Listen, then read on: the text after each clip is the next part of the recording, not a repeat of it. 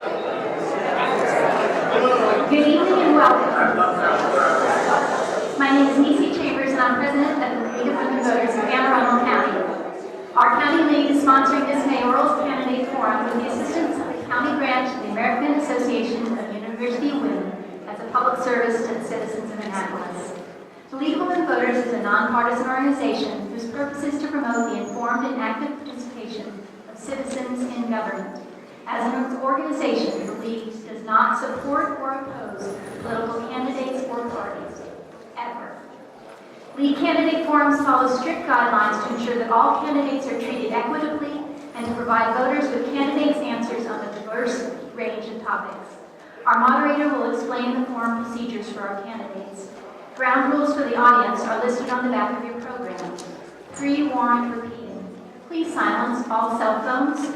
Audience use of cameras or audiovisual recording equipment is prohibited. Kindly refrain from applauding or in other ways demonstrating support or non-support for a candidate during the forum.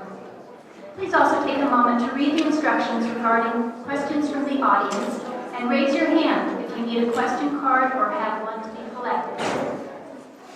Now that we have the ground rules down, I'm delighted to introduce Susan Copeland-Katz, who has once again agreed to be the moderator of our forum. Ms. Copeland-Katz is a lecturer and award-winning broadcast journalist who serves as director of Mayoral Newsline, the nightly news show produced by advanced broadcast news reporting students as part of the Mayoral College of Journalism's Capital News Service program. Mayoral Newsline airs on cable channel UMTV. We appreciate Ms. Copeland-Katz's generosity in contributing her time and past experience as a moderator to this event. Please join me in welcoming her back to the stage.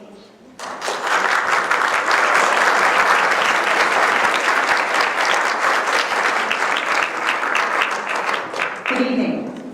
We will try and keep things on track and moving quickly. Our candidates are seated obviously to my right.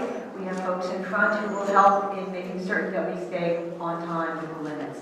Let me first introduce our candidates before I go over some of the procedures and the rules.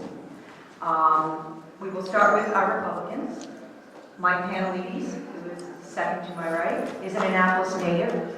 Elected mayor in 2013, serves on the Governor's Workforce Development Board, is a board member of the 21st Century Education Foundation, a board member of the Annapolis and Anne Arundel County Visitors Bureaus. He also serves on the Governor's Opioid Intervention Team Senior Policy Group. He's a member of the County Executive's Heroin Task Force. On the Legislative Committee for the Maryland Municipal League, he is a past vice chair of the Baltimore Regional Transit Board, and he happens to be an Eagle Scout for my son's troop 771, my son is also an Eagle Scout. Okay, throw that in. Ken Young, as well, is a graduate of St. John's College, right here in Annapolis, a graduate as well of George Washington University School of Law. Practices law here in Annapolis and has been doing that since 2005. He also serves as an adjunct professor at Anne Arundel Community College. He is a veteran, both with the Maine Air National Guard and the Massachusetts Air National Guard. On the Democratic side, we have John Askell on the far right, a Marine veteran who joined the Corps in 1966, serving 9 years of active duty, 21 years in the reserves, including a tour of Vietnam as a helicopter pilot and a tour as a presidential helicopter pilot. Military honors include the Legion of Merit, Purple Hearts, Meritorious Service Medal, and the Presidential Service Badge.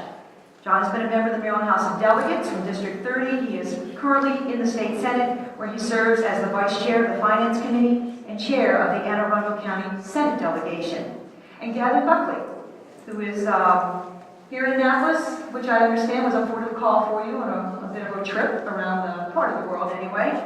And he married a native Annapolitan before they both put down roots here. He's worked in the restaurant industry before opening his own businesses, and those businesses include, and they will be familiar to many of you, Tsunami, Lemongrass, Metropolitan, and Sailor Oyster Bar. Gavin has been involved in preserving several historic houses here in Annapolis. Now for the procedures for this evening's Candidates Forum. For the remainder of this first hour, we'll be focusing on three pre-selected areas for discussion, and our candidates should all have received that in the letter that came with the invitation. Each of the candidates will have up to 2 minutes to speak on the segment topics. And what we'll do is we'll open it up, and each one of you will be able to address that. And I'll explain a little bit more about that in a moment. After that, each of you will have a chance to respond to the other. You'll be able to interact. I'll do my best as sort of traffic cop to keep you going, but feel free to address one another. For the second hour, we'll be taking questions from you, the audience. Please write your question down if you haven't already, indicating whether you would like to have that addressed to one candidate or multiple candidates, or whether it's just a general question that I can ask to everyone. The League of Women Voters has a committee that will be screening the questions, looking for clarity, brevity, appropriateness, and duplication. Candidates will have up to 2 minutes to answer the questions and respond to the questions that you have provided. Somewhere around 8:45, as close as possible, we'll begin to wrap up. Each of the candidates at that point will have up to 3 minutes for some closing remarks. That will be followed by some closing remarks from the League of Women Voters as well, and a reminder to go vote next week. All right, at this point, we are going to begin with our first topic area, something which has brought a fair amount of controversy over years, development. Gentlemen, and I'm going to begin, because I couldn't think of a more difficult way to do this, simply by alphabetical order. I just think it will advance it from that. If you could, give us your vision, both from a long and short-term view, for how development in Annapolis should be handled. And with that, we'll start with John Astle. It's been alphabetical since I was in the first grade. Mike. My mic's not on? No. Hello? It's okay now. Is the mic on now? Yes. Okay. You can hear me? I'm getting some yeses and some nos. Yes, A little more volume would help. I'm talking into the microphone. How's this?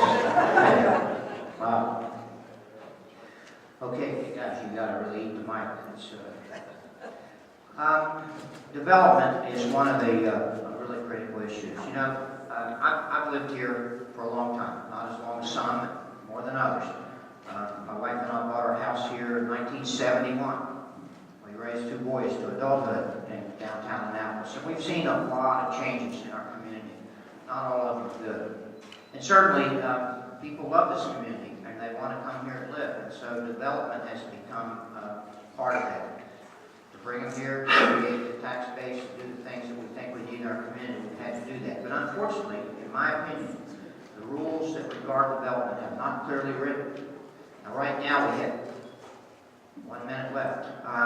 We have 2 developments that are important. They're lawsuits. We're going to have judges make critical decisions about zoning and development, which really ought to be made by those of us who have been elected to public office. So I think one of the first things that we need to do is to slow down this process of unbridled development and get clearly written laws so that we know exactly what it is we're dealing with, and we can do the right kind of development to make our community what it is. And thank you very much. Mr. Buckley? Can you read me? The first words I have to say are, it's my 20-year anniversary tonight. For my amazing wife that has supported me all along. Usually when I have an idea to do something, she says that's a stupid idea. But she has been supportive of this from the moment I said let's get it right. On development, you know, what I'm seeing happen is the whole perimeter of the city is getting hammered with development, right? So we complain about traffic, but a lot of it's been out of our hands. And I don't think we're putting enough constituent pressure on the county and on the development that's happening on the perimeter of the city. So we need to all look at that and say, you know, we need to have some say in that, because we made the votes to put those guys in office. Locally, I think we need thoughtful development. We need development because it brings jobs and it brings tax base. And we need a tax base in this town. We are upside down on every budget every year, and so we need some income. So I don't have the popular answer that is to pull the drawbridge up and stop everything and close the door, because I think what we've done on West Street is thoughtful development. We've taken our development to the community. We've got the community's input, and before it gets in the front page of the paper, we have community support for the projects that we do. So I think that's the way you go about development. You get people around the table before things happen. And in this town, it doesn't work that way. It doesn't matter if you're a resident trying to do an addition, or if you're a business owner or a developer. If you think the system is broken, so we have to fix our codes. We have to make them black and white. People want to play by the rules, but we just want to know what the rules are. Thank you. Mr. Van, please. Land use and development issues are probably the most important issue that affect the city of Annapolis, and it's about protecting our quality of life. If you look at the last election, the two issues that won the election were what was happening at the old Fawcett's building and what was happening in Crystal Spring. People were fed up. They said we've had enough, and enough is enough. We can't go on. And you look at what we've done over the last 4 years. We've put a halt to excessive development that would hurt your quality of life and have you sitting in traffic. And I'll go over those two examples real quick. The first one is the Fawcett's building. They wanted to propose something that was 3 stories tall, would have ruined the historic character of Annapolis. The day I got elected, the developer pulled out. And that's why elections matter. On the Crystal Spring front, I took a strong stand against it. My opponent was for it, wanted to see it built. I was against it. And to date, nothing's been built on that property. In fact, the original developers of that plan went back to Connecticut, and that massive development they wanted to do, with commercial the size of the town center, they had a number of townhomes, an inn, an amphitheater. That's gone and will never go away. But what comes next? What's going to happen at Providence Point may be more important than what they planned at Crystal Spring, because we could end up with something worse. I've taken a strong stand on what I think is right for the citizens of Annapolis. That initial plan had been rejected, mostly for technical reasons, and I promise to stand by you. I'm proud to say that I got the League of Conservation voters' endorsement. One of the reasons was my stand to excessive development that would ruin the environment and hurt our quality of life. Thank you. Mr. Young?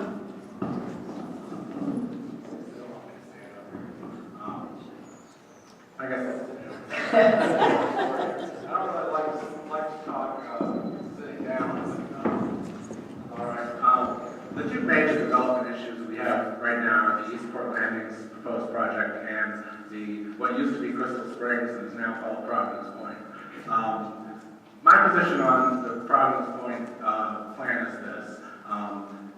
This project has been scaled back by about 2/3. It now complies with what the Sierra Club put in a demand letter or a position letter a couple of years ago. People are still saying no. The city rejected the plan a couple of weeks ago, saying it's not specific enough.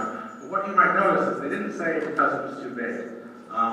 So there's been a substantial reduction in the size, and there's also been a dedication of the project to a retirement community. What I haven't been able to find out from the present administration is what do they actually think is too big. They say it's still too big, but they won't say what the size should be. I think that if we keep reflexively saying no, then the city will ultimately end up in court with these developers and nobody will win.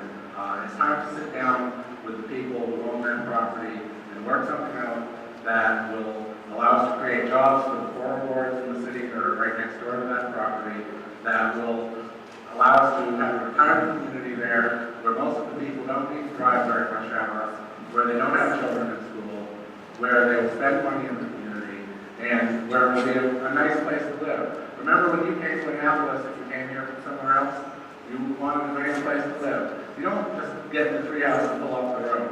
You have to be moderate and reasonable and look at the positives of this as well as the negatives. And I know this is looked at as a campaign strategy to just keep saying no to development, but okay, on the Eastport Landing, it is too big, but they have a right to build something there, and I think the community group that said 61 units was correct. We've had a fiasco with planning and zoning over the whole thing. Let me follow up. Each of you made some interesting points. John Astle, you talked about how the rules are not fairly written for development. How should they be? And I would love to get the reaction of all 3 candidates to the senator's comments. Sue, I'm not a builder, I'm not a developer, and I'm not a zoning use lawyer. But in talking to people, as I've been knocking on doors, I've talked to builders, I've talked to architects, I've talked to people who say, look, I'd love to work in Annapolis, I just want to know what the rules are, so I know. Because you'll hear somebody say, well, you know, I got an answer from the city, and I started the project, I'm spending money, and then I take some plans in and find out, oops, I got to do them over again because somebody else says, no, you're not doing it according to the rules. I think the rules should be rewritten in a very comprehensive way so that when anybody wants to do a project in the city of Annapolis, they know going in what the rules are going to be, and they can begin the process with full confidence that when they get to the end, the city's going to be able to accept the work they've done because it's going to follow the rules.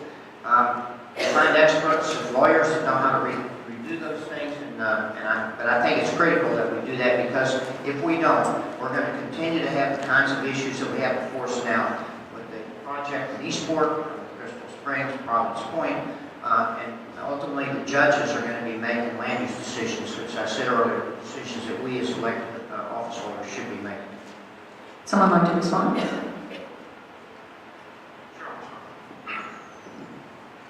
The city's done a number of things over my administration to make building easier for the average person. The first thing we did is we merged departments. I had a major reorganization of city government.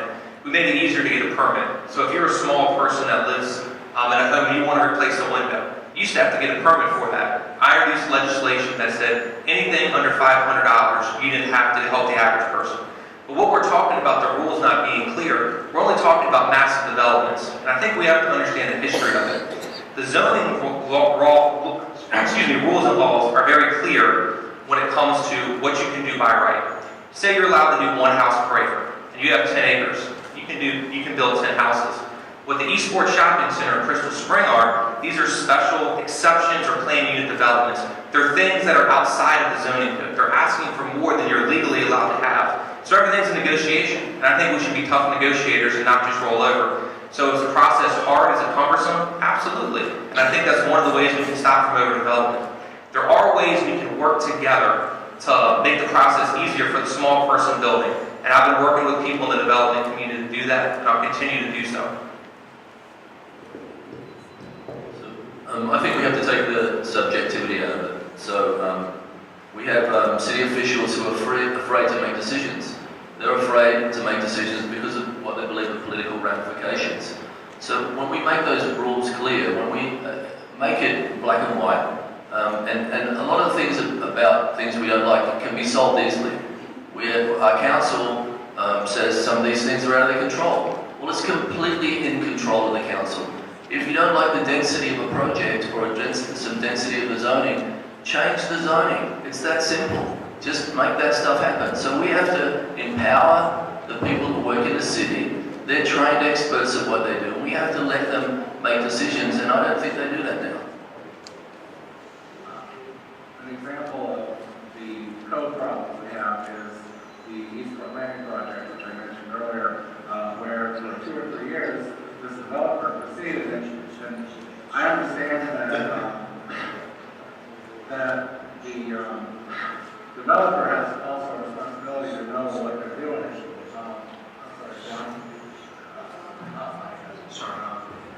The developer has a responsibility, but also the city has a responsibility to help guide these people. And here we have a developer who, according to them, spent $1 million on site planning and architects for a project, only to be told at the last minute, well, this isn't really going to work, and we're not going to run. That's just wrong. That doesn't mean they should get the building, but it means they have a right to be angry with the city about having been told that 127 looked like the right number for 2 or 3 years, and now they're being told you have to go back and do more site planning and review and see whether it's even feasible. And it reinforces this impression people have that it's impossible to do business with Annapolis, with the city of Annapolis. And that's just we've seen example after example of people not wanting to do business here and pulling out because they don't know what to expect from the city code and the city regulations. Mr. Panley, you talked about how Crystal Springs, which is now Providence Point, what comes next. So I ask you, what does come next? Well, I think that's up to the landowner to tell us what comes next for the project. The city, can you hear me? The city can't dictate what somebody does, what plans they submit. But the one thing I will commit to is we need a master plan for this entire property. When you look at what happens on that property, if they say we're just going to build Providence Point over here. There's still 66 acres that are left, and we're not sure what's going to happen with that. So as part of the annexation agreement, they have to do a master plan of what comes next. Look, as mayor, we don't have the right to say you can only put up 50 townhomes, or you should make it look this way. All we're here to do is say, what are the rules and hold them to the highest environmental standards, which is what we're going to do. We're going to make sure they do all stormwater management on site, and we're going to make sure they mitigate traffic appropriately. It affects me personally. I live in Hunt Meadow, right down the road from this project, and all projects in the city. I don't think I'm talking as loud as I can.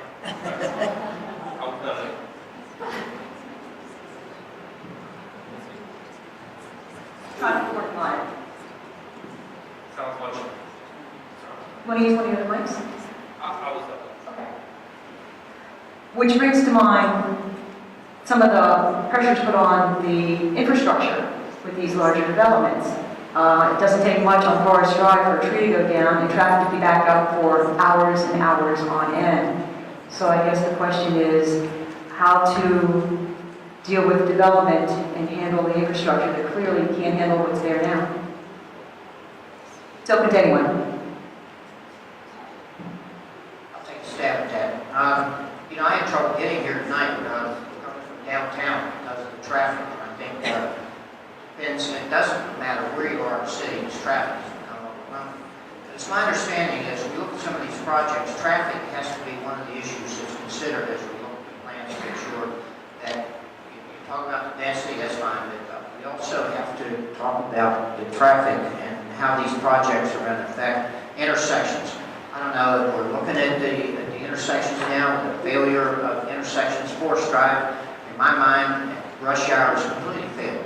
If you try to be at any place in a hurry in the morning or in the evening on Forest Drive, it's almost an impossibility. So as we look at infrastructure, certainly traffic planning and consideration has to be a part of that.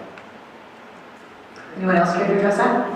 The timing of traffic matters, which is one of the discussions that's been had about the Providence Point project, is initially it was planned as a mixed residential project, which would have had ordinary townhomes, where working people would live, and there was concern about traffic and loading the schools. And now it's been proposed as a retirement / assisted living community where people don't have to drive their own car, where if there's maintenance staff, and cleaning staff, and healthcare staff, we know they usually work a 6 to 2 or 7 to 3 a.m. shift, or 7 a.m. to 3 p.m. shift, and then the second shift. So by using intelligent timing of what these uses are for, I think we can alleviate a lot of the concerns about traffic.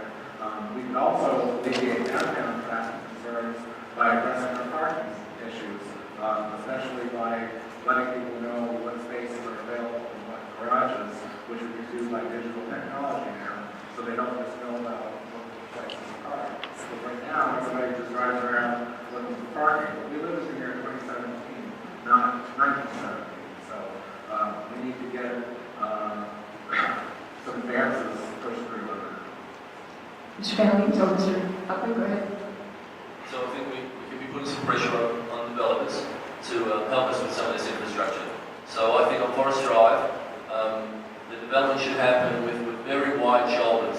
We have areas that are wide enough for big bike paths.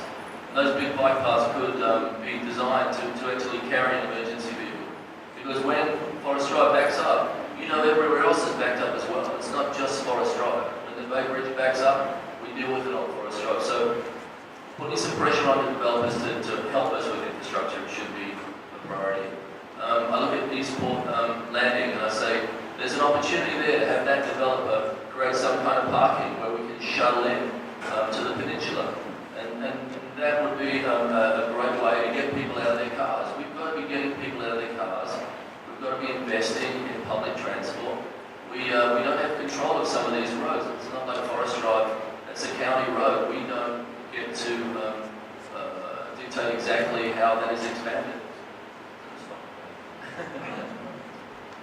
So everyone on the stage has echoed the same sentiment. Forest Drive is a concern. But we haven't heard a plan about how we're going to fix it and what we're going to do to mitigate it. And I'd like to share with you my plan. The The first plan is information. Knowledge is power, as we all know. We have to understand how many cars are coming down Forest Drive, and today we don't know that. How do we find out? We do a traffic study. But when do the developers do traffic studies? They do it in the middle of winter when no one's going down. They do it when quiet water's closed. We need to find out how they're doing it every day, and that's what we're doing. I teamed up with County Executive Steve Shue. We're now going to have cameras all along Forest Drive that'll give us real-time data every single day. I came from a software company. I love data. How many cars are going by? We have to work better on syncing our lights. So if someone's coming in to make a left or right-hand turn, when can those go on and off? We also have to eventually figure out how much is too much. We can only mitigate so much. At a certain point, you have to say no. You can't keep cramming everything in. To Mr. Young's point, I think we have used technology in a big way. In downtown, everybody in this room probably has a smartphone. You can pay with parking for your smartphone. And what he's talking about, finding how many spaces are open in each garage, that's coming down the road. The circulator bus runs on a 15-minute loop. People were tired, said, you know what, I'm sick and tired of waiting outside for a bus. There's an app, go download it right now on the App Store and Google Play, and find out in real time where that bus is. So we've made substantial improvements in that, and I think I have the leadership to take us forward to the next level. Thank you. Before we move on to the next area, I would remind you that we are looking for your questions for the second hour. Please remember to write it down. If you have a particular candidate you would like that question to be directed to, please note that, and then you would bring it forward and the committee here will screen it. I can't take questions. If you have any questions, you can come ask up here. No, it's not a question, it's the fact that each of the candidates needs to pick up the microphone so we can... A little bit closer? Okay. So you have to kind of keep, there you go, pull it as close to you as you possibly can. Thank you. All right, our second topic area. We will, let me double check, I actually have my notes here. Community relations and policing. And we are not unique in that regard with what's going on out there. So let us pick up with, I believe, Mr. Buckley, and then we'll proceed and go back to Mr. Haskell. So if you would like to address that issue and concern. So, can you all hear me? Okay. So it's the most important issue that we face in the city. I just did a community event that got cops out of their car and got cops running through Clay Street and through some of the areas in town that are marginalised. So what we have is we need cops to be meeting kids outside of their uniforms. Sometimes if I'm in charge of the city, I will be making sure that the policemen have a couple of hours of time to coach kids' sports teams, to get involved in homework programs. I think we need to call our policemen by their first names. We need to create those relations that used to happen in the old days. People used to know their local policemen. We should be incentivising development so that policemen and firemen and nurses can actually live in the communities that they serve. When policemen just come in to work here and then leave, it's very different to a policeman whose child goes to a school and when you live here, you have access to information that you wouldn't have when you don't have relationships. So community policing is an important thing. When we talk about more cops and getting tough on crime, I say get better with relationships. I say that we need to pay our cops more so that we can get the best cops working in our community. I say when we're bringing on more policemen now, let's bring on one less policeman, but let's have better training programs for the policemen so that we can retrain them, because policing today is a lot different to what it used to be. So they're the sorts of things that I would push for.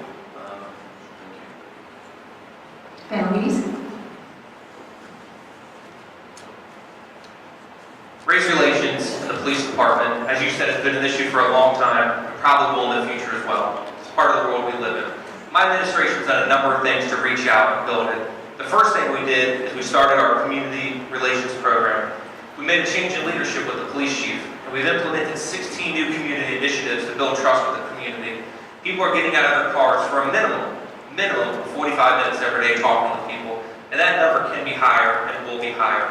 We also implemented a body camera program, which is something the community had asked for a long time, and that helps to build trust within the community. We've had a number of complaints that haven't come forward because people have seen the body camera footage and said, I'm not going to make a complaint, I know it didn't happen. And the opposite is true as well. We've had some people that were caught doing misbehavior, and they were caught on body camera doing it. So those are two of the ways we're doing it. But more than that, we have to build trust on a networking basis. You know, I try to be in a different church every week talking with the community. I go door to door, whether it's in the housing authority, talking with voters. And in addition to the police department, seeing it outside of crime in that aspect, my administration's hired an African American liaison and an Hispanic liaison to build trust with those communities. The work our police department does is the most important thing city government does. In the last budget, we hired 10 new police officers, and we funded our police department at record levels. Thank you.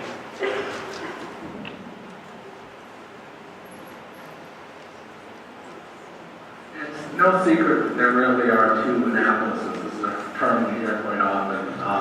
Most of us, fortunately, don't encounter the police very often. You know, usually that, just like me being a lawyer, you hope you don't have to come see me usually. And I can give you a forensic analysis, according to me, of how this happens, that community relations started to decline. When we, back before this incoming mayor's term, when we hired a chief from Baltimore who decided to reach out to other people he knew from Baltimore, and they decided to laterally hire officers who aren't from our community and start bringing them in and bringing them in. And they come here and they patrol for a certain number of hours, and then they leave and they go back to Howard County or Baltimore County or Baltimore City or wherever they live. That wasn't the police force I saw and knew when I first came here. We need initiatives to hire, promote, and train local people. Because, you know, and I said this in one of the last forums, there's an old saying in law that a good lawyer is one who knows the law and a great lawyer is one who knows the judge. When you talk about policing, a good detective knows the procedures, and a great detective has sources.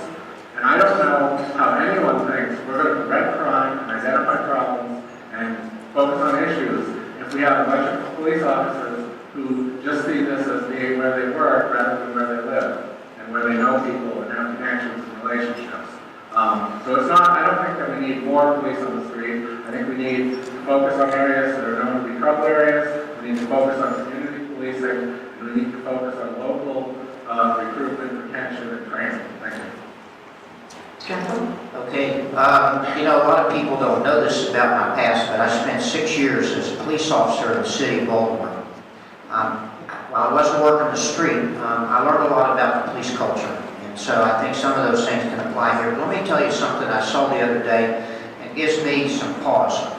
I was downtown and I saw an officer in a car sitting there across the street from Zachary's. So I went over and looked. I thought, well, maybe he's doing some paperwork. Well, he wasn't. He was just sitting there. So I said something to the chief a couple of days later about, Chief, you know, why wouldn't that guy out his car on the street, mingling with people, letting the community know, the visitors know that we do have a police department here that cares? He said, well, you know, some of these older guys, they've developed habits, and it's really, we're trying to change it with the younger guys. And I thought, really? You, as chief, can't tell these guys to get out of their cars? So what the mayor said is right, 45 minutes out of a 12-hour shift, they got to be out of their cars. You can't develop a relationship with a community if you're locked up in your car with the windows up and your air conditioner on. So we have to get the officers that we have now out of their cars and on the street so they can begin to develop the relationships.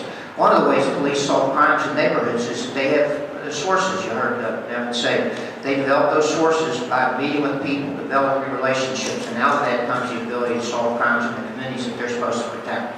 We also need to ensure that we have officers that live here. I think that that's another key thing. You can't live here, work here, and get your car and drive to the Eastern Shore and have the sort of connection to this community that you really need to be effective as a law enforcement officer. Thanks.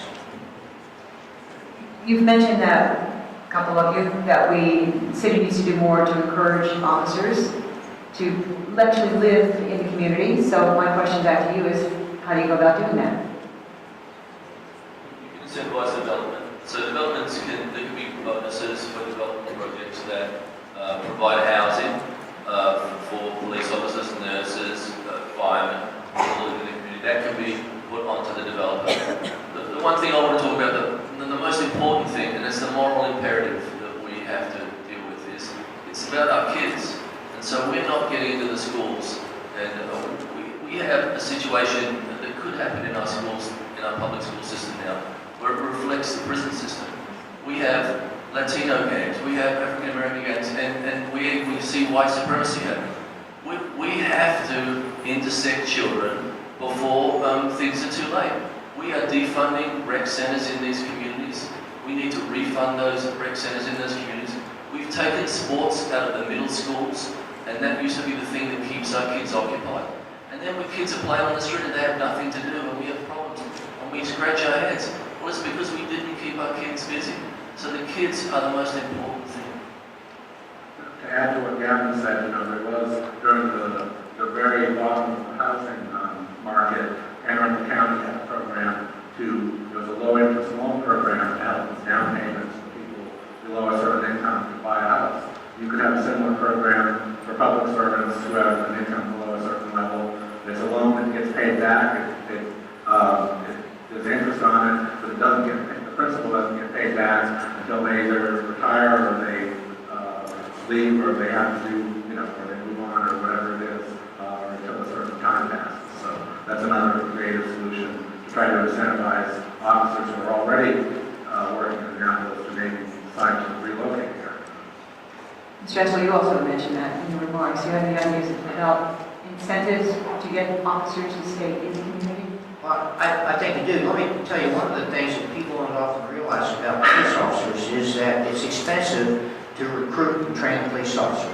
Before they go on the street to carry out their duties, they have to graduate from the Maryland Police Training Academy, Approved Academy. We don't have one in Annapolis, so we have to send our new officers to either the county, or when I went through the academy in Baltimore City, the Annapolis officers were going to school up there. So the city bears the expense of getting these officers trained up to the point that they can actually become sworn officers on the street.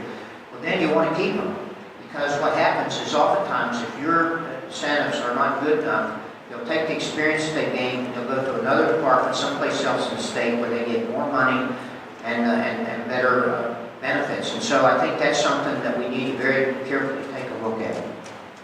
Mr. Penn, do you have anything to add? The city has a take-home car policy. Talking with officers, that's one of the biggest concerns they have, having a car that you can take home with them. If you live within the city of Annapolis, you can take home your car. But I have to tell you, police officers and firemen not living within the cities they serve is not unique to Annapolis. You could probably go to any jurisdiction in this entire state, and I would bet at least half of the people don't live within the communities they serve. We can do more for affordable housing. We can do more to get people, but people have to apply locally to join the force. Our topic has to do with police and community relations. I'm curious, with all four of you, what do you think works with regard to police and community relations in the community, and what more needs to be done? I just throw it out there, so you can just jump in. Well, I'll start first. Policing, anything in life, is about relationships. You have to develop and build relationships, and with those relationships comes a sense of trust. So if police officers aren't in the communities on a regular basis, building those relationships, developing that trust with the people that they're serving, then it's just not going to work. Now, there are some specific training programs that police officers can undertake to get some hands-on training before they begin to do these things in the community. But developing those relationships, I think, is the foundation of good policing. We talk about community policing. Well, it's community policing. The officers have to be in the communities, on their feet, meeting with people, talking with people, developing those relationships. It's imperative that we have diversity in the police force, I think. And so, people need to see people that look like they're in these positions that are in charge. So we have to make sure that our police force and our fire department reflect the community. On Monday night, I had the honor of swearing in 17 new firefighters. And Chief Stokes got up there, our fire chief, and said something. He said we're 33% diverse. He said I take those numbers against anyone else. If you compare the city's diversity rates in Anne Arundel County, we're far leading, not just in terms of numbers, but in terms of leadership positions. For community policing, yes, there's a lot we have to do, and we talked about it in depth. The real issue people may not want to talk about is the heroin and opioid epidemic. As I mentioned earlier, I'm on the governor's workforce board or intervention team on this. We had a meeting this morning with the county executive and state's attorney. That's the issue that drives crime in this neighborhood. If If you look at homicides, if you look at the crime, almost all of it is tied back to drugs and gang activity. So we can build relationships, and we're going to keep doing that, but the big issue is how we're fighting crimes and drugs in our community. Other than just to say that I agree with what Gavin said. All right. Sue, Yes, can I offer another observation? absolutely. You know, at the General Assembly level, we're concerned about this opioid epidemic as well. One of the things that we did in the last 2 years was create a program where if you're a physician, when you prescribe an opioid to a patient, you have to record that and send it into a website. And it's in that website. And you also have to have the patient's name and the number of pills that patient was prescribed. So that if that person goes to another physician and tries to get a second prescription, that physician looks at the website and they know that this person has already got an opioid drug, and so they're not going to get it, because if they do, this site is monitored, the state's going to come down, and these physicians risk losing their medical license if they violate this. So we're trying to take some steps to make a difference, but it is an insidious problem that we're going to have to find a solution to. I suspect we'll have a question or two in the second hour. Our third area, which we'll move on to, and you touched on it to a degree, we want to take a look both at within the city and on a regional basis, transportation. What the challenges are, what your recommendations are, what's feasible, and what's pie in the sky. So I'm going to ask Mr. Kennedy to kick us off. Thank you. Transportation issues are extremely important in the city. You know, if I ask the question, how many people took the bus to get here, raise your hand. I see 2 hands raised. Most of us drive our cars. And we're fortunate to be able to have that opportunity. But that's not the case for many people in Annapolis. Many people depend on the bus routes to get them places. You know, one of the reasons when I ran, something I saw, is that all the bus shelters were torn down in the city of Annapolis. We signed a bad contract, and when the vendor left, he took them all with him. I've replaced all those bus shelters in the city of Annapolis. If you want people to take transportation, you have to make it easier for them. Also, we got more money from Mayoral County for transportation. Look, we're a small city. We can't afford to do everything on our own. Put it in perspective. In the state of Maryland, there's 157 cities. Only 2 of them run their own transportation department, Annapolis and Ocean City. How are we going to pay for these issues? The one thing I did is I reached out to the county executive. I said, give me a list of all bus routes in the city of Annapolis that we run. And we found out something interesting. 42% of our bus routes were in Anne Arundel County, the mall, the high school, everything else. So we worked with them, and we got an increase from $250,000 to $500,000, $750,000 to pay for this. Also, we worked with the state of Maryland. You know, if you look at the buses now, for the first time in a very long time, there's a bus route from Annapolis to Baltimore that the state runs. There's also one from the Eastern Shore to Annapolis to Baltimore and back forward. So you've seen during my administration, I can reach out, I can build partnerships with people to improve transportation in the city. I mentioned the circulator earlier and having a mobile app. I plan to do that for the other bus routes as well. We've introduced electronic fare box meters. You know, how many people have exact change? Now you can pay with credit cards and everything else. We've translated some of our documents into Spanish so we can get more people using our system. So I understand people have a need for transportation. I've done a lot, and I'll continue to build on that. Mr. Young? Sure. I think buses are important, circulator program is important. We also have to understand, and I like buses, I like bicycles. I lived in Boston for 5 years. I rode a bike almost everywhere I went. I rode the bus because it was a little freezing usually. But I also know as a practical matter, some people are very resistant or they're not physically able, they don't have the mobility to use some of the public resources that are available to them. I also know that people come down here and shop, they're from an area, when we're talking about our tourist trade, they're from an area where they can't easily access public transportation. On the other end, we have to accommodate them too. So we are still going to have to address, you know, people would like to say in transportation circles, we can replace everything with buses and bicycles and shuttles and trolleys. We're still going to have to address our parking issues.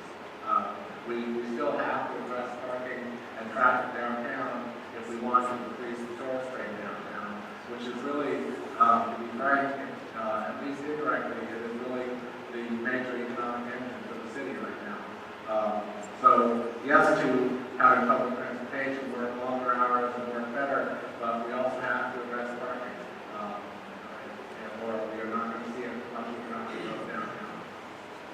gentleman? No, me.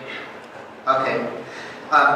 Public transportation is a critical element in our entire society. Let me say that one of the things that I've learned as a member of the General Assembly is that public transportation, the buses, don't make it on the fare box.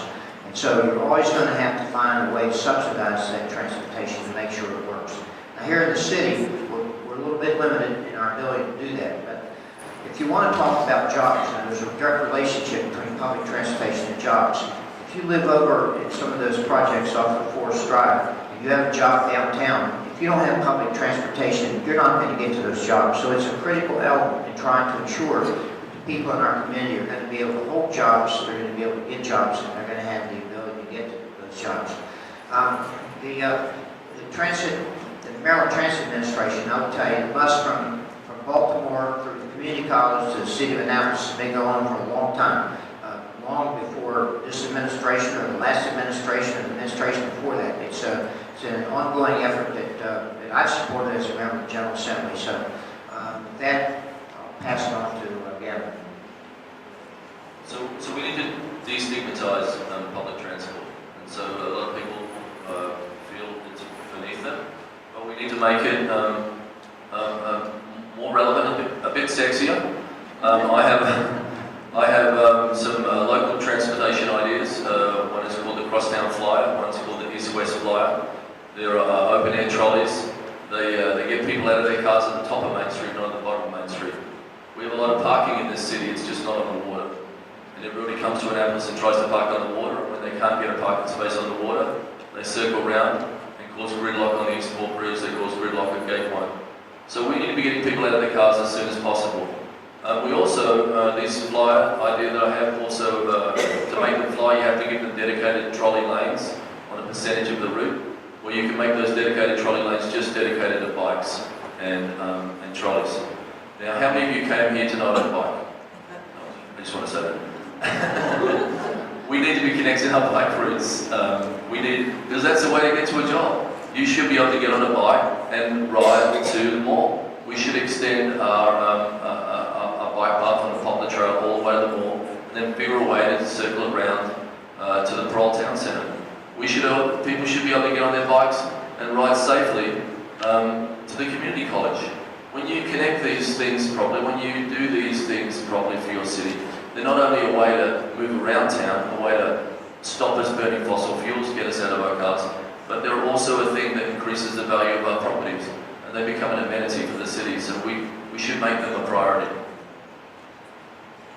I would follow up by saying some of these things do come with a price tag.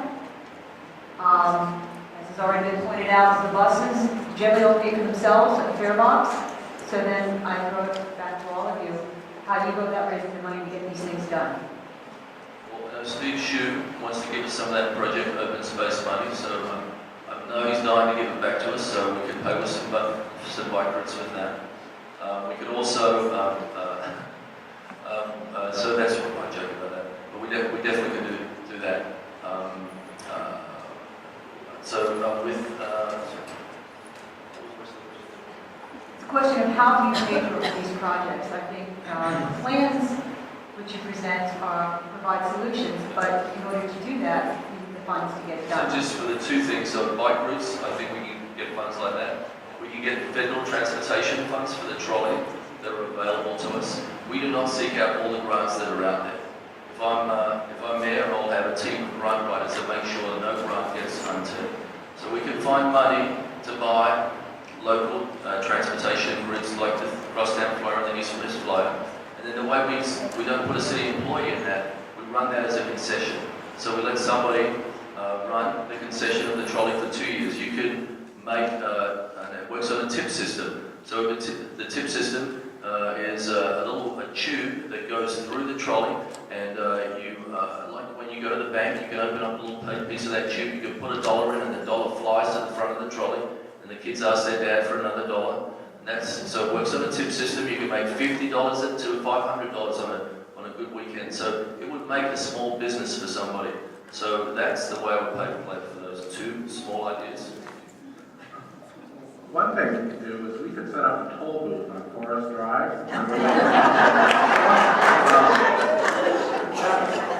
joke. But I'm sure Steve Chu is here somewhere now, and they're on the phone already.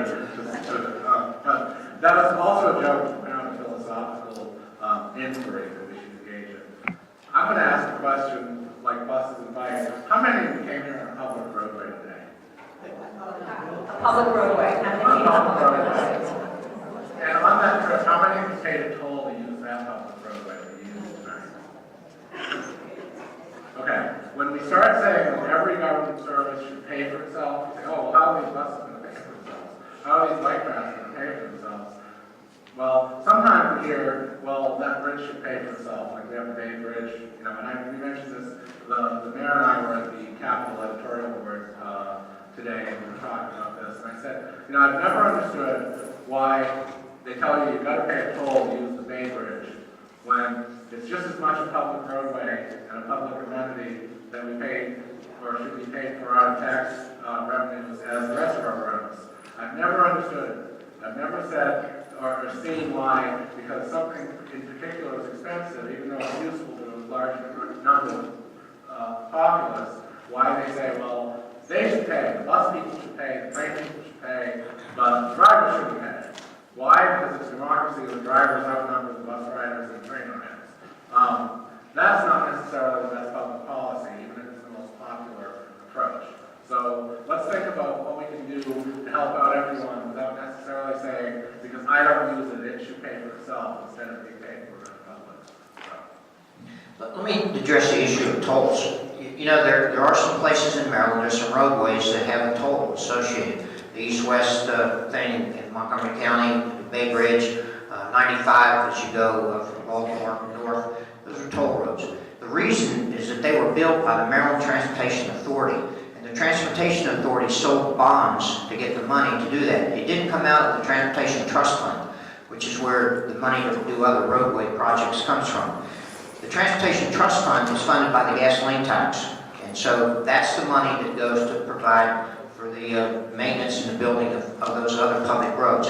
Now I will tell you that some of the roads in Annapolis are state roads. The city doesn't own all the paved public roads in the city. And so I think there's a relationship that we could work with the state. There's an entity that I helped create called the Capital Cities Commission, which affords the opportunity for the mayor, the superintendent of the Naval Academy, the county executive, and the governor to sit down and address some of these issues that affect the capital city. We are the capital city of Maryland, and we have issues that are unique to us that really need to be addressed. So with regard to transportation, the buses, we're going to have to find the money inside our own budget in order to do that. And I'll also, I heard the green open space money. We got to be very careful about how we spend open space money. There's some pretty strict criteria about what you can do with that money and what you can't. So, thanks. Mr. Penn, would you say so? So there's a number of ways we can pay for these. As I mentioned earlier, the bus shelters. Those were taken down under a bad contract. Those have all been put back up. We're making advertising money. If you look at a city bus, pay attention the next time you go out. You'll see them wrapped, whether it's Pandora, Jewelry, or McDonald's. We have more advertising on buses. But the biggest thing we can do to make money is get more people to use the bus. You know, there's something basic about economics you have to understand on a bus. You're paying the driver the same cost if there's one person or 20 people. You're paying the same insurance, you're paying the same gas, and the bus costs the same. The only variable is how many people are on there. And we need to encourage more people to come by and use public transportation. That's why putting the documents in Spanish, trying to encourage people to come out is going to make a difference. But some of the things like a trolley downtown, this would be very expensive. And the federal government is very limited on what money they give you to build new routes. Thank you. I think what we'll do is now start to shift, and we can have some of the questions from folks in the audience. If you have, again, any questions you would like to ask, be certain to write them down, mention, note on the card or the piece of paper to whom you'd like to have that question addressed, or whether you'd like all four of our candidates to do that. And we will start to have them address them. If there are some questions you can pass along.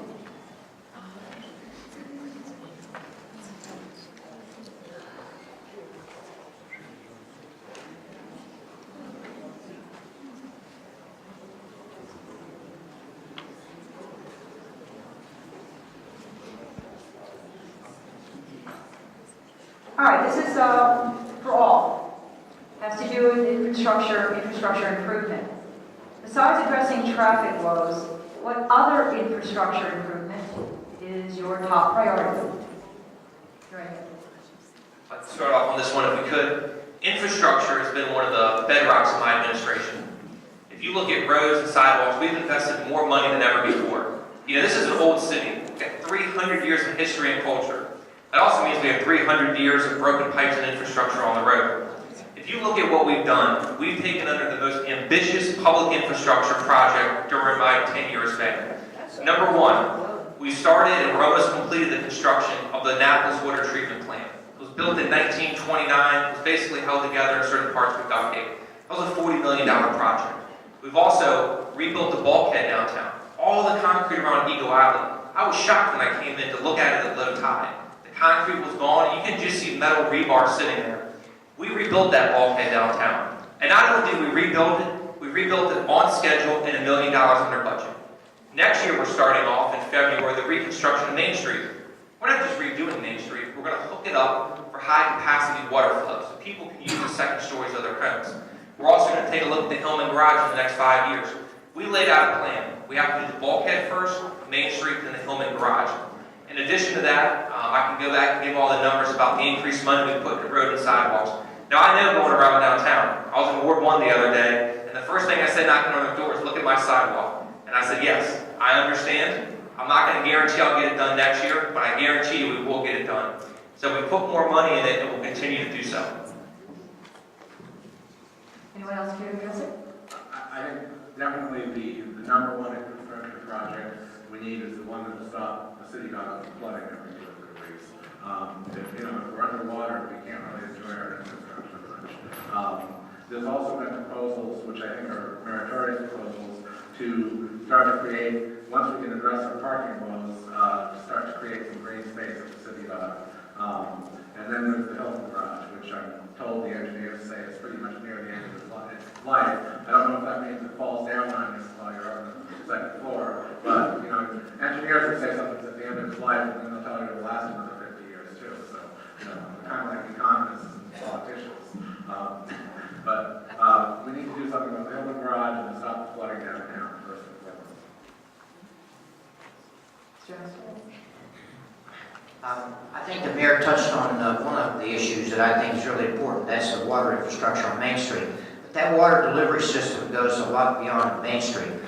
All of us in the downtown area are reliant on pipes that in many cases are almost 100 years old. And the same applies to the sewer system as well. And I think as we begin to look at these kinds of things, they're out of sight, they're out of mind, you don't see them until you have a problem. And suddenly you got a sewage leak someplace that you got to repair, and you got a broken water main that's bubbling up through the street. So those are 2 areas that I think we really need to look at.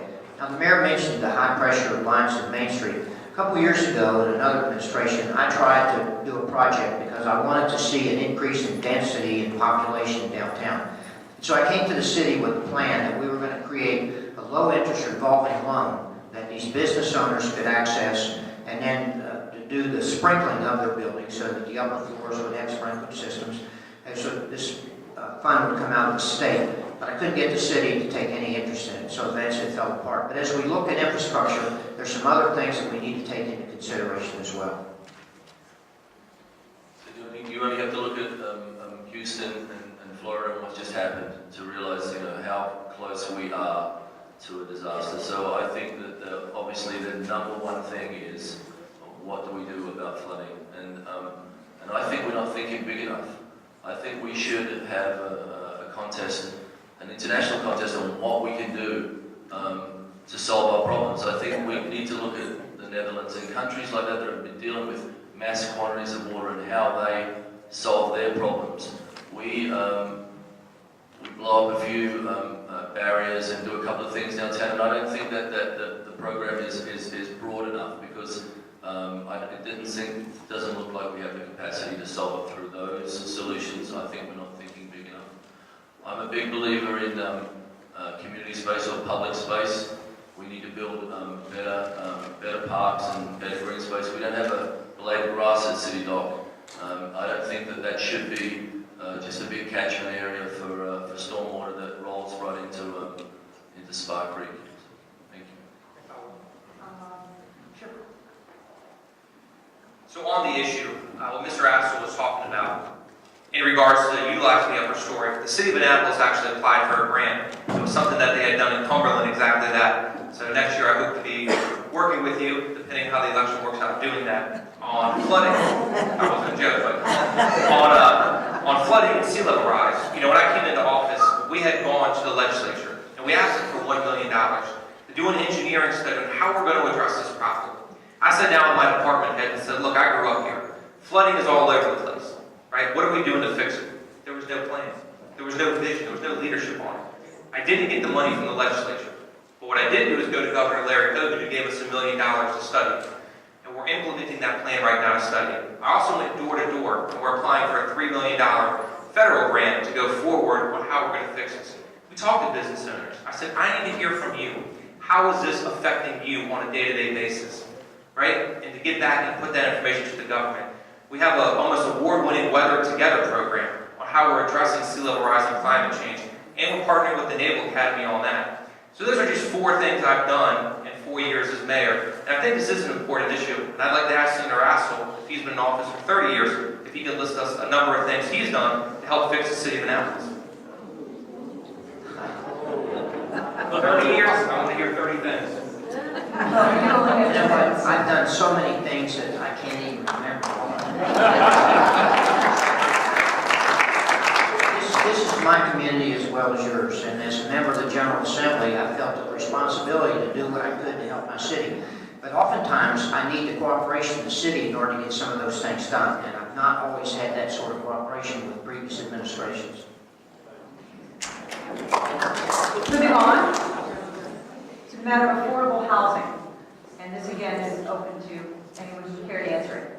How do you propose to get a more affordable range of housing downtown to make it a diverse income community? So I would like to answer that. So I just left before this debate. We just did a cookout in Robinwood, and you can see how these communities have been neglected. And so we want to ask why we have problems in the city. We have problems in these communities because we haven't funded them, and people who live there think no one cares about them. So it is an imperative, one of the most important things that we can do to come up with a solution for our public housing. Well, you have to invest in it. My mum lives in public housing in Australia. You can get it right. We've got it right in this city. We've got it right at Bloomsbury Square. We've got it right in Annapolis Gardens. But we are not working hard enough to get the other neighbourhoods, giving the other neighbourhoods help. So I just spent a day in about a month ago in Baltimore at a project called Uplands. And this project was the city found a private-public partnership to make this development happen. They took 100 acres of blighted Section 8 housing and they knocked it down, and then they rebuilt some of the Section 8 rentals. They rebuilt some community centres, bike paths, and then they built some properties that you could actually purchase. And they had programs in those properties where you could, and the prices were reasonable. There was $120,000 properties, $150,000 properties, $220,000 properties.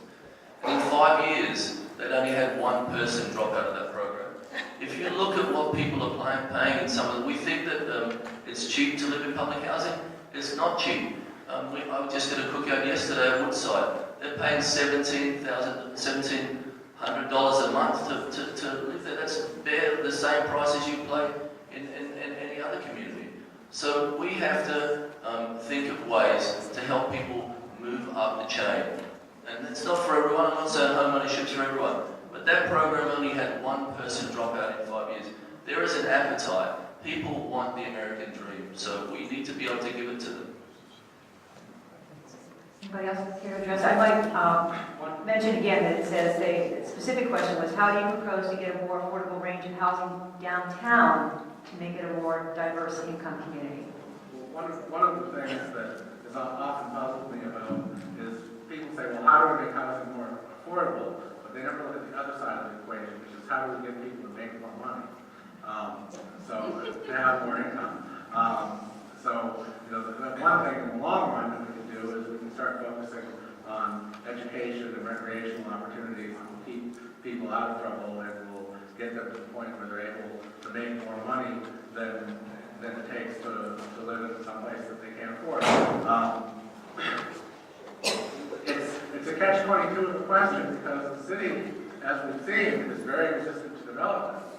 And this is supply and demand. And one of the things you'll learn about me if you ever talk to me for any amount of time is I believe in markets and I believe in supply and demand. And this is a supply and demand question. The question really is, how are you going to increase supply of housing downtown without, and do it while working with city government that seems to be very resistant to any sort of development in the historic district. The only answers that you can see presently are to develop some of the upper stories, the second and third floors of some of the buildings that are not presently inhabited. But a lot of those have obstacles because of sprinklers. And you can't turn what's empty space and get an occupancy and a rental license without having sprinklers now. So the answer I hear from some people is, well, just make them pay, make them do it. Well, that's not the way our society works. It has to be worthwhile to the property owner to do it, or the government has to pay for it. The question is, do you all want to pay to make it affordable for people to live downtown when many of you all didn't buy downtown? Can I ask you why? Because you said, I'd rather spend my money and get Morehouse or better living in Eastport or in off of Scarborough or in West Annapolis so it's a tricky question, but the question is, What's your definition of downtown?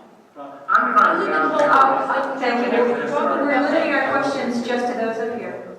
I'll just say I'm defining it as a historic district and the area generally around the historic district by a small margin. And so the question really is asking, it's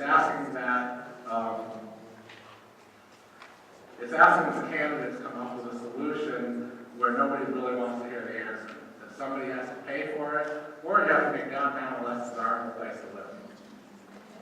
Anyone else? So it's a question about the downtown Ward 1 part. Is that what we're It specifically? simply is, how do you propose to get a more affordable range of housing downtown to make Okay, it downtown. more diverse? Well, Nevin, I bought a house downtown on Fleet Street, so I live right in the middle of everything. So I see this problem, and it's got a couple of aspects to it. One, we've got some houses in my neighborhood that have people fixed them up and they turn them into Airbnb, short-term rentals. They're not doing anything for the neighborhood. They're not providing any sort of housing for anybody. They're just selling them on weekends to people who are a detriment to our neighborhood.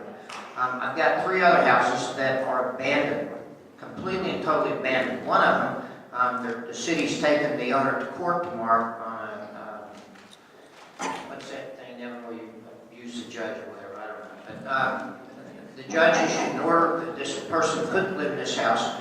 She says there's no electricity, there's no water. She's living in this house, and the back of it's rotting out, and the engineers in the city said it's uninhabitable.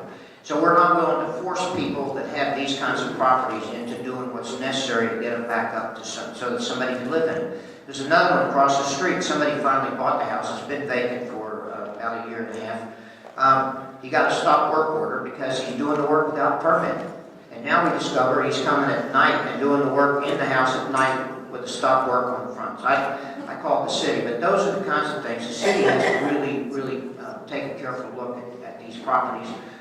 We have in the downtown a number of rentals, and if we could fix these rentals up, I think for young people, young professionals that come here, we could find an affordable way for them to get started living in Annapolis. Follow up in a sort of related way. This has to do with the fact that lots of focus has been on improving downtown. This is before we started our discussion. What plans do you have for improving the economy and quality of life for the rest of Annapolis? One of the things that I think the city needs to do is when we talk about development, we do need to focus on development that we think will bring permanent jobs, not just construction jobs. That means development such as the Providence Point development, such as businesses, residential, not residential, restaurant businesses. A restaurant, here's the thing, and I other candidates badmouth our downtown restaurants and bars and say, well, it shouldn't be all those bars. And I understand people get tired of that. We've got probably 75 bars in Eastport and downtown. But there's no business I know of that can employ more people in that square footage. You know, there might be one, but it certainly isn't an antique shop or a t-shirt shop that does that. That employs that many people and brings in that much revenue to the city. So we really need to focus, if we're going to help the rest of the city, we need to focus on business development, and we need to focus on education for everyone. Again, for the entire city, not just for Ward 1. Mr. Penalty? So the question about protecting quality of life for people in other wards. I think there's issues that affect us all no matter where you live. One of them will be the service you get from our fire department. And I'm proud to say that under my administration, our fire department got upgraded to a Class 1. And there's only 2 in the entire state of Maryland that have that distinction. Annapolis is one of them. You may have received a letter from my office which says you're eligible for reduction in your fire insurance rates. Some people got it, some people didn't. But it's a commitment we've had to put public safety and your quality of life first. Other issues are the environment. As again, I mentioned, I was endorsed by the League of Conservation Voters. We've done a couple of things to protect the environment. Number 1, we realized the fee we have doesn't bring in enough money. So I took a leadership role. We put $1 million in our stormwater fund solely for projects to go forward. We also, for the first time in the city's history, used Project Open Space money. You know, development nobody talks about anymore is a preserved Parkside. And the city bought 22 lots that were slated for development in priority forest, took it off of the development rules to protect our quality of life. When it comes to jobs and the economy, you have to help everyone else. I was very fortunate. Governor Larry Hogan appointed me to the Workforce Development Board. And I serve on the Cybersecurity Task Force. And those jobs are easy to come by. I mean, if you have a top secret clearance or even a normal clearance and a computer science degree, you can make 6 figures tomorrow. There's jobs everywhere. But what do we do for people that don't have that education or experience? You know, tomorrow morning, if you know somebody, at the Pitt Moyer Rec Center, the city's hosting the first ever second chance job fair for people that have a criminal record. We've worked with companies to get them to come in here.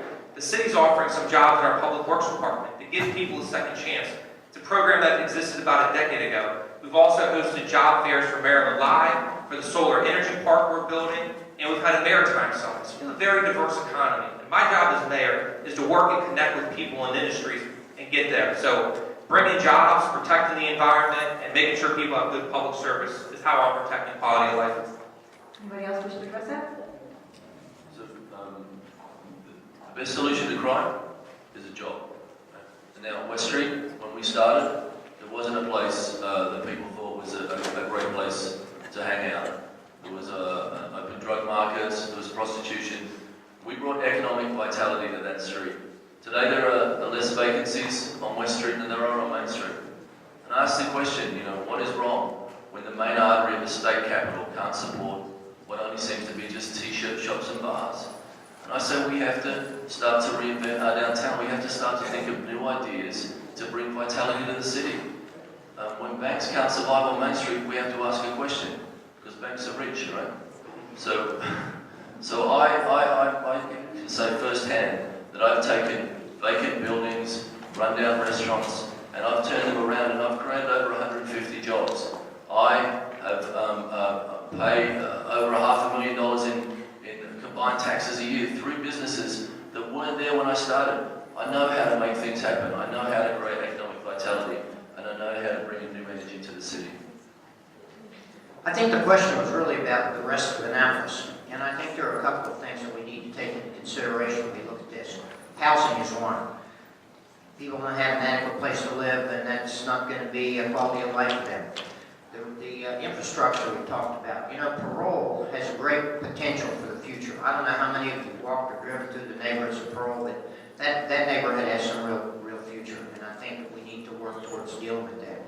The issue of jobs. The city needs to go out and encourage jobs, companies, businesses to locate here in Annapolis. Now, right now, our business development person is in the county office. They're not. She's not working out of the city. So kind of they're joined up. I'm not sure that that's going to work effectively for the city. We need to be trying to recruit our own businesses and trying to bring them here. But it takes leadership from the front, and we've got to work together, all of us. This is a question, again, for all four of you, whoever would like to answer it. Do you support Annapolis as a sanctuary city? I'll start off with it and say no, I don't support it. And I think we have to describe what a sanctuary city is, because there's so many things going on at the federal level right now. People have a misconception about the deportation of children or about not letting anyone else in. Sanctuary city is very simple. It's very simple and straightforward. It says that the Annapolis Police Department cannot cooperate with the federal government for a Class 1 offense. Those are murder, rapes, high-level ones. I don't support that. I don't think we should tie our police department hands. That doesn't mean that we're kicking out everyone. It just means our police officers should be able to work with the federal government if they're addressing a violent crime. Anyone else? It's your call. All I would say is, my concern when I hear that is, obviously, as a lawyer, I put the rule of law above all else. What we don't want is for the local authorities to reject cooperation with the federal authorities when that might be rise to the level of obstruction of justice or obstruction of federal law. That being said, our local law enforcement officers are not necessarily trained or equipped to determine the immigration status of anyone they encounter. Just because somebody speaks Spanish and doesn't have ID with them does not mean they should be detained and held until they figure out if he's a citizen. I've never in my life, been held by the police because they thought I might not be a citizen, right? So what we don't want is a situation like what arose in Arizona, where people are just being picked up because of their race or their native language and being held, detained until they figured out whether they were citizens or not. That is not something we want in Annapolis. And we also don't want that because we don't want to discourage, especially the Latino community in Annapolis, from reporting crimes and cooperating with the police if something happens. So. I think never really touched on what I think is the nexus of this. Our police officers are trained to be local law enforcement officers. The Maryland Police Training Commission that they have to graduate from talks specifically about laws as they are here in Maryland. What we're talking about here is where you've got these agents of the federal government, the ICE guys. I mean, that's kind of an interesting name for those agents, but they have specific training and rules that they have to abide by as well. So I think that when you try to get the two agencies doing the same job, that's a problem. Now, I agree that local law enforcement should cooperate with the feds on certain issues where they have information on crimes and information on people, they can pass it on. But to actually make arrests and detentions, I think is not a good thing. Can I clarify that? Because I think people are going around the point. Sanctuary city is very simple. It doesn't mean Annapolis police officers detain anyone. It doesn't mean they perform immigration status. If someone's been arrested for a crime and they run a background check on them and it says they're not legally a citizen, that's when it takes place. And I think we deserve a yes or no answer because they had this legislation at the state level, and Senator Astor, unless I'm mistaken, you supported Maryland becoming a sanctuary state. I supported the Trust Act, yes.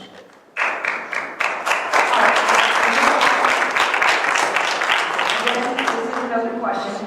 We currently have gangs in our middle schools. What are your ideas for addressing the problem and working on solutions with the county? So if you go through a number of our public housing areas, you'll see that the community centers in a lot of these areas have been defunded. And that's that simple. We have to have things that occupy our kids. My kids go to public school. I've got a 12-year-old now, 13-year-old just turned 13. And I see his buddies Snapchat things. I see kids going in different directions. And it's because we're not occupying them. So we have to make sure that there is things for kids to do in these community centers. We have to make sure, we have to rethink them and make them relevant to kids today, because it has to be something that a kid wants to go to, like sound studios or different kinds of skill training, different kinds of apprenticeships. I don't think college is for everybody, and I think that we moved away from that kind of that system. We expect everybody to go to college. Well, I can tell you how much I pay for a plumber in my restaurant and how much I pay for an electrician or a mechanical guy. I need those guys. I need kids with those sorts of trainings. And with with kids being occupied, bad things don't happen. You know, education is another critical element in this solution, I think. And one of the problems is that the city and the mayor don't have the ability to directly influence education. The Board of Education does that. But the mayor and the city can serve as a cheerleader to try to encourage and urge the county school system to provide the kinds of services in our schools that our children need. Some of these neighborhoods, these after-school programs could take place in schools, and the schools could take part in making this happen. But it's not going to happen unless we, as a group, begin to put pressure on them. One of the things I heard mentioned, I was just thinking about this, one of the things I heard mentioned in one of the earlier forums was, for example, at that time at least, the Mayoral Rec Center closed at 6 p.m. on Friday and Saturday. I guess nobody wants to work those hours. I wouldn't either, right? I'm not young anymore, I'd rather be at home. But if we're going to serve, and whether it's still true or not, I don't know, that's 6 months ago.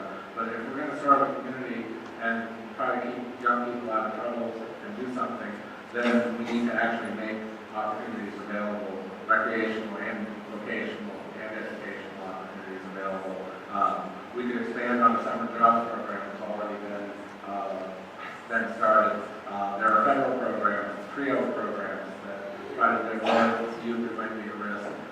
The other thing is, and the time is coming, you know, Annapolis and politicians in Annapolis have really ignored the Latino community, mostly because of the perception that some of them are here illegally and will vote. I think that when you get right down to the bare bones of it, and I don't know how much statistically of that is true, but you know, I've been here for quite a while. I've talked to a lot of people who have that perception. But we need to ask ourselves, how many Latino police officers do we have in this community who grew up in communities locally, who know people, who can go talk to people, find out what's going on? Because without local connections, as a law enforcement officer, you are just shaking the tree and trying to see what drops out of it. And that's the way resentment is created rather than love. Just real quick on the job front, I think if you give kids a job and show them a path to success, it'll make a big difference. You know, I mentioned earlier about the cybersecurity task force I serve on. If you went to kids today, the ones that are dealing drugs, it's basically a minimum wage job. Anyone who's involved in it, you don't make that much money, it's dangerous. But if you go to a kid and say, look, if you go to college, graduate with a job in computer science, it's not a matter of if, it's a matter of when you'll make 6 figures. And most of them will make it by the time they're 25 years old. So showing people there's another opportunity, things to do. We did a maritime job summit. There's over 3,000 people employed in the maritime industry, and they're dying for work. Mechanics, people to paint, these are high-paying jobs. Why? Because everyone's retiring. So showing kids other opportunity for jobs is so important. Being active and engaged in their life as well. But the community has to step up as well, the parents and everyone. They say it takes a village to raise a child, so there's more work to be done. I think we're doing it. Sure. Another thought. You know, one of the issues the mayor just mentioned about the jobs at Fort Meade, you know, the computer jobs, the security jobs that require a clearance. One of the problems that we're facing now at Fort Meade and Aberdeen is that it's difficult to get the clearances. These young people have taken life choices which took them out of the clearance process. I mean, they will never get a clearance. So to combat that, we now have a program. It's here in Annapolis County, it's in Harford County, Aberdeen, where at the elementary school level, the junior high school level, and the high school level, a group comes and talks to the students and explains to them about these life choices, that if you do drugs, then don't ever think you're going to get a clearance because it just won't happen. If you do some of these other kinds of criminal activities, don't think you'll ever get a clearance because you just won't. And so we have to make these kids understand that as part of what they're doing in school, they've got to make the right life choices or their lives are not going to go anywhere anyway, regardless of their degrees. This question is directed to Mr. Buckley, although it notes that everybody is welcome to respond. You've spoken about wanting to encourage responsible development, and a major part of your platform is the revitalization of Main Street downtown. In support of that effort, what steps will you take to ensure that lower-income families and communities aren't pushed out of their homes as the city gentrifies?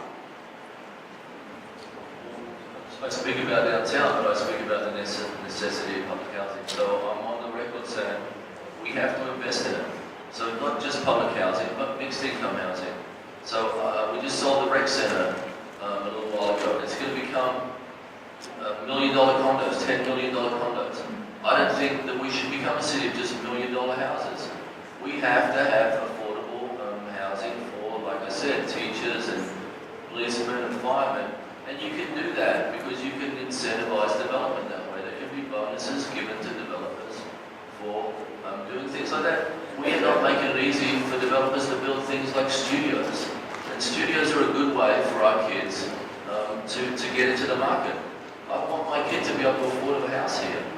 What happens in this town is our kids leave us, and they think that they're never going to be able to afford a house in this city, so why bother? We have to make that a priority as parents. So I will be pushing for those initiatives. I think that we can't be a great community until we make a great community for everyone. I believe West Street's success has been because it's been diverse, because it's for young people and old people, it's for all ages and all races. We are very inclusive. I think this town is not inclusive, and it needs to be better. I don't think everybody feels welcome downtown. We need to make people feel welcome downtown. We need to be doing things to encourage families to go downtown as well. This gentrification issue and affordable housing, I see it two ways. First of all, with developers, you can negotiate when they're going to do a housing project or they're going to do a project with condominiums. You can negotiate to ensure that as part of that project, they're going to have some units that will actually have a lower price tag so that people can afford it. But with gentrification, I watched it happen in my neighborhood. I bought on Fleet Street 46 years ago, and I've seen it change. So somebody buys one of these old houses and puts their own money into fixing it up. People call that gentrification. But I don't know how you stop that. They're meeting all the code requirements, they're putting their money into these homes, and at some point they're going to sell these homes and make a profit from them. So I don't know how, as a government, you can stop that from happening. Next question. Again, open to all of the candidates. The mayor is a full-time job.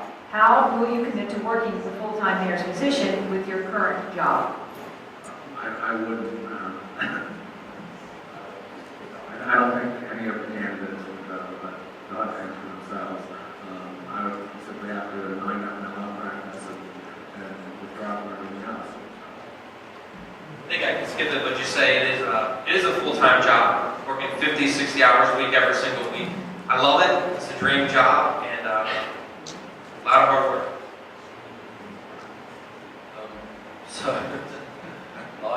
I'll do what Jimmy Carter did, what Ronald Reagan did. I'll put my businesses into a blind trust. President Trump is the only person that has not followed that procedure. So I'm sure in Lord Annapolis we can solve that. So I will be out of my restaurants. I'll be in City Hall. I'll be walking up Main Street and walking through communities every day, like I do nowadays. I see John 3 mornings a week when I run from City Coffee at 6 a.m. So I will be a full-time guy, and I'll love it. If I'm successful in this election, I'll retire from the Senate and I'll be fully unemployed. And so I have retired, I guess is a better term. And so I have the time to devote full-time to the responsibilities of the office. This next question doesn't have anyone specifically mentioned, but I think the mayor should probably answer it first. Why are there increasing numbers of vacant storefronts in downtown, and what can be done about it? So when you look at the storefronts downtown, one of the main issues is the cost to rent a building down there. And the government has absolutely no control over what someone charges for it. If someone wants to charge $10,000 a year, 50 or 100, the government can't come in there and make them do something different. There's a lot of landlords out there, I don't want to use the word greedy, but let's just say have high expectations. They would rather let it sit vacant. Are there things you can do to incentivize it? There's some things you can do. But I do want to talk about, when we talk about vacancies, I think there's just misperception about Main Street. You mentioned it's all t-shirt shops and there's this huge vacancy rate. 95% of the buildings on Main Street are occupied. That means it's only 5% are unoccupied. I put those numbers up against anything. People say there's t-shirt shops everywhere. There's only 4 t-shirt shops in downtown Annapolis. There's also 4 sushi restaurants. What does that tell you? The market demands it. People love sushi. Gab and I had lunch the other day at Lemongrass. Great restaurant, Tsunami, one of the best sushi places in town. People demand it. The reason there's not 10 t-shirt shops, the market doesn't demand it, and the reason there's more than one, that's what the market demands. I think you have to put yourself in a landlord's place. Landlords usually are good business people, and they're intelligent, so why would they let a place sit empty when you generate rent every month? Well, a couple reasons. One, they might have a realistic expectation that somebody will rent at that price. Two, they're looking for a stable tenant, because one thing about most commercial leases that people may not know is oftentimes they have to do, when somebody moves in, a major build out. They change the interior, they put in fixtures, they change the floors, they change, all sorts of things inside the building.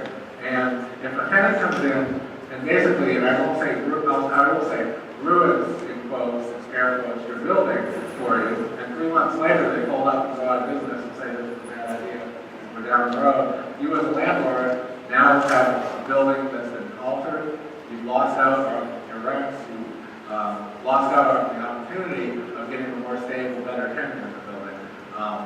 The city still gets property tax on that building, whether there's rent coming in or not. So to attribute this to some kind of grand conspiracy when it's simply market forces, I think is just wrong. I think we're talking here about market forces and landlords not wanting to rent to a bad tenant who's going to be a headache and devalue their property and leave them home in the bad. That's all.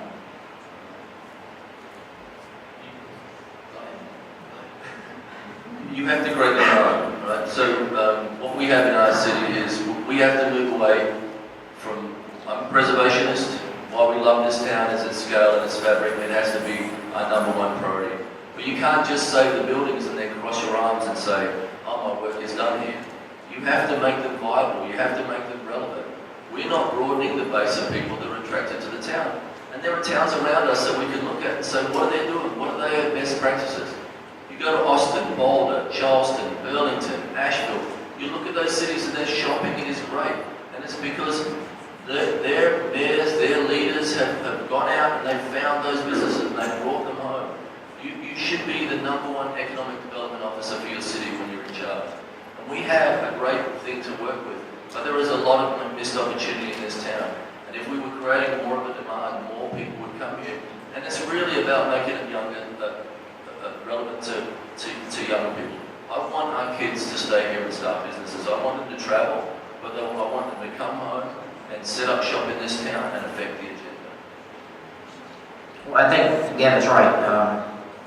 The city has to go out and recruit those businesses.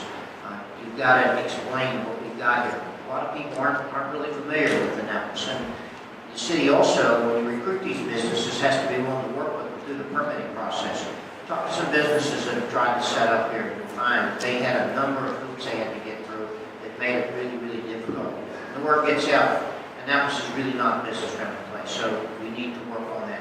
I think Gavin's right that the owners of these properties, it's their right to do what they will with their properties in terms of what they're going to charge for rent. They know what the numbers are, they know what they have in it, they know what they need. So it's nothing that the government can really do to alter that. I know that built one vacancy. We should make the permit office a shop front on Main Street. And we should put the conference table in the window of that shop front. And then we should put a 100-day counter above that conference table. So at the very least, when you're walking up Main Street, you would see people with their heads in their hands. So that's a joke. All right, this is again directed to anyone who can answer it. Would you implement the city dock master plan? Yes. For me, that's You can always elaborate, that's perfectly fine too. That's one of the reasons I'm running. No one has had the courage to get behind that, but we do studies. People give blood for them. They spend a year doing a study. They go to meeting after meeting, and then we take that study, we put it on a shelf, and it just sits there. Someone has to be brave enough to implement that. I don't think the city dock master plan went far enough. I think we can do better, but it's a start. But nobody wants to get behind it. I like the idea of going a little further with it and trying to, as we've discussed at various times, having some green space and some public performance areas and things like that, making it more attractive before any of that, you know, you can only have so much fun when you're knee deep in water. So I would say before any of that, we need to address the flooding issues that we've got. You know. I think there's parts of the plan that are good, and we've implemented them, like the cultural resource mitigation study. So we've done some of the studies downtown. We're getting ready to start the maritime study and doing all of our districts down there.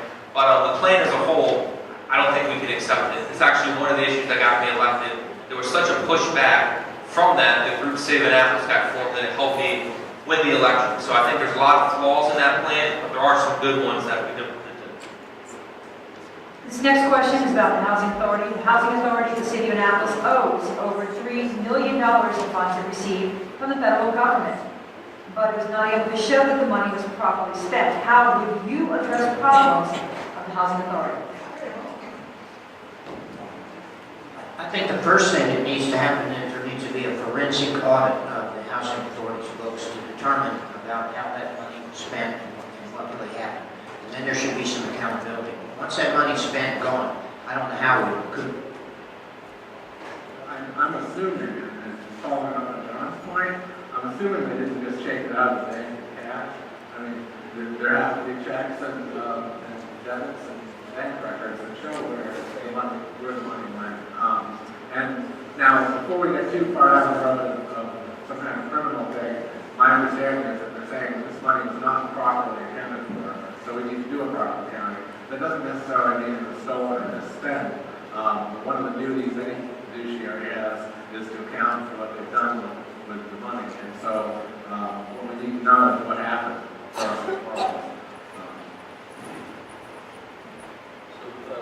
Obviously, there is no confidence in the Housing Authority anymore, and it's not the future. The future is, first of all, in public housing, we have to gain people's trust again. So people feel like they've been betrayed in these areas, so we need to win their trust. And then we have to find the right private and public partners that fit this county. So that's the solution to this. They can lose that money, but it's not coming back. We have to find other ways to fund our public housing areas. And it can be done, and it can be done right, but it has to be a priority. So let me say that the Housing Authority is one of the issues I like to leave behind as a legacy. Before I took office, everybody knew the Housing Authority was in trouble. Basically, the philosophy of previous mayors was, look, the federal government runs it, it's not our problem, it's not our responsibility, we don't have to deal with it. We always took a hands-off approach to it. That changed under my administration. I was taught a lesson early on about treating people the same. Everybody in Annapolis, regardless of your skin color or where you live, deserves quality of life. And I'll give you a story. My grandparents had the Royal Restaurant, and it was the first restaurant in the city of Annapolis to desegregate and serve African Americans. And the reason they did that was to teach my parents and me an important lesson. You have to treat everyone the same. And people weren't being treated the same in the Housing Authority. They didn't have city inspections. Their quality of life was terrible. My administration mandated that those units would be inspected. And there was this big fear. The mayor's coming in, he's going to kick everyone out, he's going to gentrify. Nothing's farther from the truth. Not one person was kicked out. In fact, the opposite happened. People came by and said, thank you, Mayor. We appreciate you coming by. But we've done more than that to fix their quality of life. I've had almost a complete turnover on the board. And we don't have time to get into it, but I would stack the board members I've appointed versus anyone else. Finally got the majority last year. They're making positive differences and they're going to build. But it's more than just holding people accountable for money. We have to give people opportunities. I reached out to Comcast. I said, would you offer free and reduced internet? And the first time in the state they're doing that. We built them a new basketball court at Newtown 20 that we didn't have to do. We didn't charge them for their inspection fees the first year. We're working with the housing authorities. We're working to give them more opportunity and more jobs. I have a passion for it. The people that live there in Annapolis, just like you and I've held them accountable. I have regular meetings with them, and I'll continue to do so. Next question. As mayor, how would each of you insulate mayoral decisions and initiatives from your personal and business interests? Other questions? Well, I'll start. A, go through the alphabet, right? I have no business interests. I've been a public servant all the time that I've been out of the Marine Corps and here in Annapolis, so I have none. In terms of personal interests, I think all of us, to some extent, are driven driven by things that we believe in, things we care about, things we know about, to make those kinds of decisions. But to be effective in public office, you have to be willing to listen. You have to be willing to listen, you have to be accessible and approachable so that people feel very comfortable about coming and talking to you. And by listening, I think you're pretty well going to insulate yourself and your personal things from the decisions that you're going to make on behalf of your constituents. It's what I've done for the time I've been in public office. I want to be involved in my day-to-day businesses, but on a personal level, I don't do anything without my wife, so I'll probably be asking her a lot of questions. As a lawyer, I'm pretty familiar with the concept of conflicts of interest and refusal. And as I said, I wouldn't keep any business or anything going after that. And so if it is come a situation where I do something personally or thought that I couldn't be fair or impartial, I would probably just recuse myself and ask somebody else to make a decision or at least advise as to whether I was doing the right thing. That's all I can say about that. This is my full-time job. I had to leave my regular job. I don't hold any outside business interests, so it wouldn't be a problem for me. Next question, how are you going to tackle, we discussed this a little bit, how are you going to tackle storm surges and flooding in Annapolis? I'll take it and I'll echo what I said before, which was before I came into office, there wasn't a plan that took place. We reached out to the state legislature. We didn't get money from them for flood mitigation. But Governor Larry Hogan gave us $1 million to start that process. We also went door to door and talked to business owners. How does this affect their business? How much money are they losing? And we're applying for a $3 million federal grant. I mentioned earlier the cultural resource mitigation study. Which buildings are we going to protect? How are we going to protect them? That was part of the city doc master plan. We also have a partnership with the Naval Academy. There's a number of things I've done, and I'm glad this issue came back up. The comment I made to Senator Axel wasn't a joke. It wasn't to poke a point. It was to do a serious difference. The elections that's coming up this year are very important, and we all run on our record.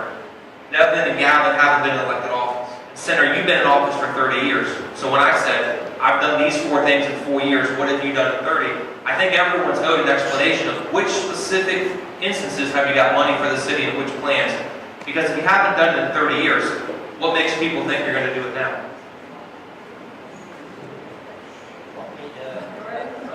You know, you mentioned that earlier, and the answer I gave you was, I've tried in the past to do some things for the city, but I got no cooperation from the city administration. It's really hard to do things if you're not on the inside, when you're on the outside. In those cases, I was on the outside. Those mayors at those times weren't really interested in listening to what I had to say and what I had to offer.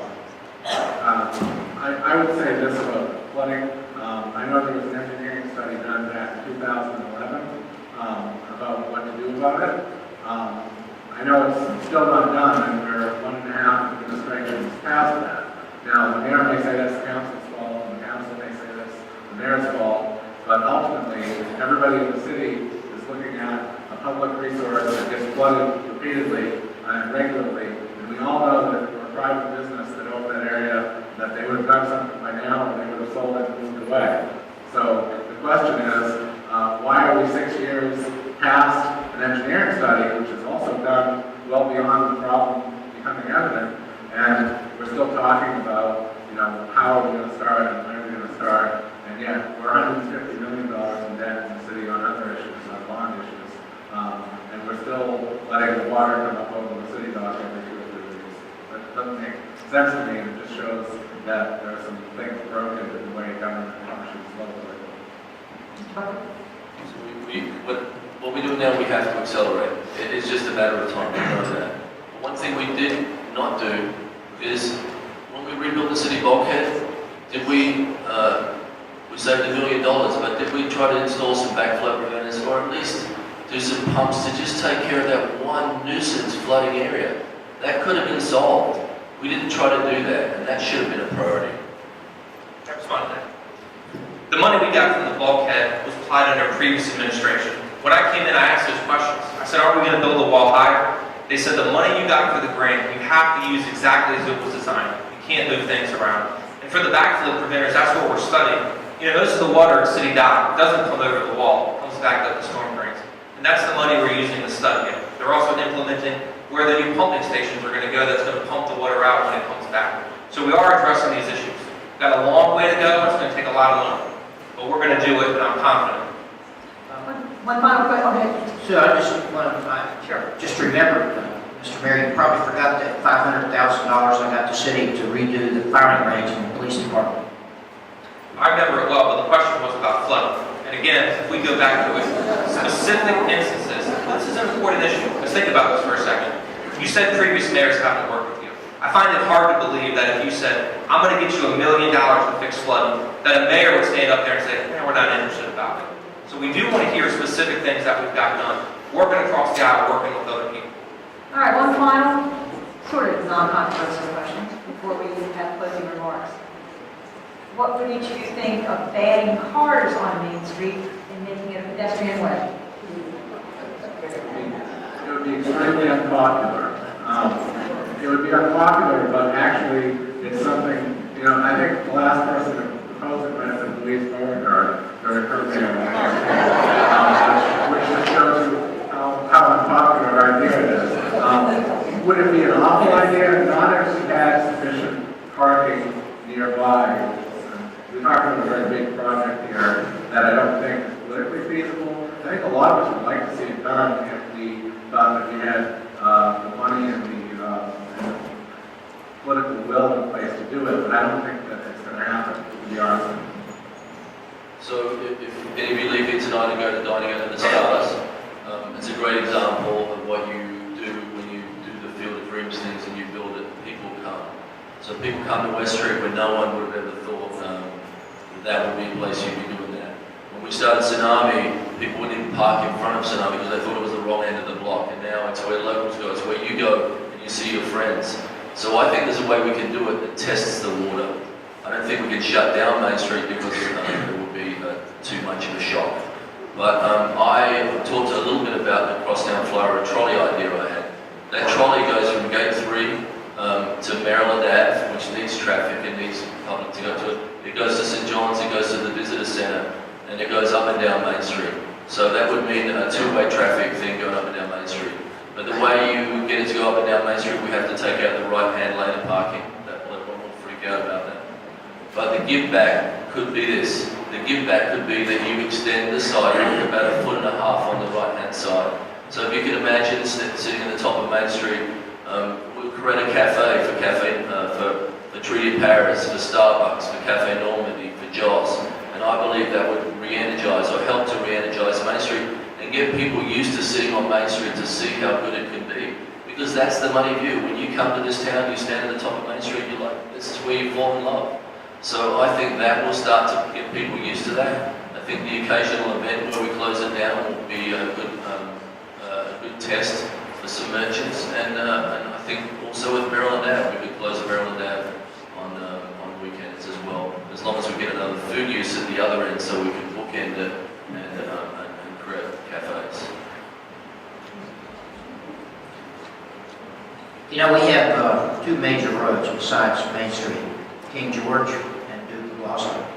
And I've heard the suggestion that maybe Main Street could be closed and one of those would be the in-road to Annapolis, it would be one way in, and the other would be one way out, which would give us the ability to move traffic around, except for those times when you needed emergency traffic vehicles, and they could go up Main Street. But, the idea that downtown from Church Circle to the city dock would be a walking area, I think is a pretty interesting and inclusive idea. So I believe the original question was, do we support getting rid of all the parking on Main Street? No traffic whatsoever. Oh, no traffic whatsoever? None. The answer is no. And, there's a million reasons I could explain why I think most of them are pretty much explain themselves. I think the confusion it would cause, the lack of parking for people coming up and down that road, and what it would do, there's already a parking problem in Annapolis. Getting rid of one of the main arteries in our downtown and getting rid of all those vital parking spots, I think would help shut the city down. It is time for closing remarks. I'll just let you know the order before I give you the instructions. We're going to kind of mix it up a little bit. We'll go to Mr. Young first, Mr. Buckley second, Mr. Panelidis third, and Mr. Astle. Each of you can take up to 3 minutes with your closing remarks, and then please remain seated so we can just kind of wrap things up. So, Mr. Young? All right. going to take a lot of time. I think most of you, if you're like most people I know, are probably character voters rather than single issue voters who are going to let one position or stance make or break your decision on something. So I'll just tell you a little about myself. My name is Kevin Young. I grew up in a small town in Maine. I'm from a working class background. My grandparents were chicken farmers. My father died when I was young, and my mother worked at the lunch counter at a local 5 and Dime. I have served for 10 years in both the Maine and Massachusetts Air National Guard. I'm a graduate of St. John's College here in Annapolis. I first came to Annapolis in 1992 to attend St. John's. I'm also a graduate of the George Washington University Law School. I went to law school in the evening and worked for the law firm during the day. I've been practicing law here in Annapolis since 2005, and used to work with a couple guys on Newton Law Street named Bill Ferris and Lynn Krause. Some of you may know. I've lived here for quite a long time now. I feel this is my home. They'll probably carry me out feet first. So anyway, if any of you have any questions about policies and particulars, I'd be happy to talk to you, whether by telephone, email, or in person.